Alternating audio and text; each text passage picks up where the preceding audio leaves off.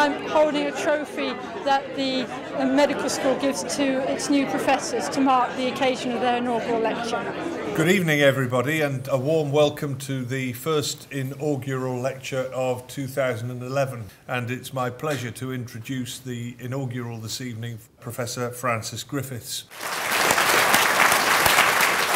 I would sum up Francis as a highly intelligent person with passion and a sense of humour.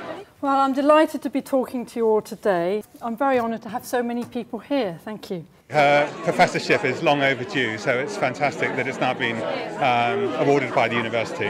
I was a GP in training, and my very first research project, I wanted to demonstrate something, and that was that it was as good to ride a bicycle as to drive a car. I've always known she could put a good idea across. To see her perform, as it were, like that tonight, wonderful. The patient says, "Do you think that I've got osteoporosis then now? Is that what you're saying to me?" Doctor, "You haven't at the moment, as measured. But after about 10 years, it's going to drop into the below normal range. You can't be certain, but it's predictable."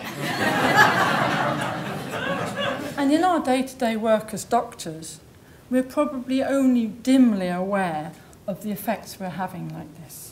The speed with which GPs have to work was very pertinent, and it's very difficult really to uncover people's emotional reactions to their healthcare problems in such a short time. Everything that influences an individual from the future and the past is somehow expressed in how we are at the current time.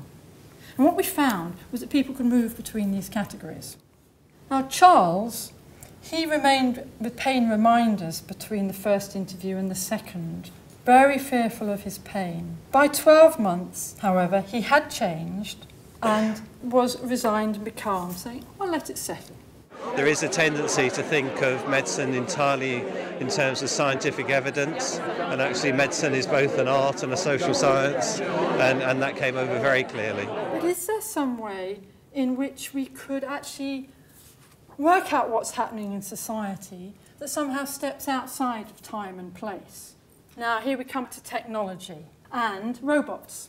What we're trying to do is construct a model of society from the bottom up. And so it may be that we're actually building some sort of way of modelling society that actually people can engage with. I would sum Francis up as a great ideas person, very charismatic, a very special person. I'm going to end this lecture by just saying it's been a great honour to talk to you.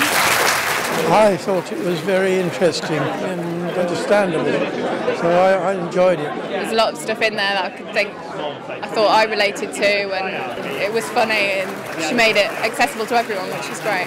It was just so human and accessible. It was brilliant. It was really good, and it was Francis through and through. I've been to about 5 or 6 different inaugural lectures, and it was the biggest turnout.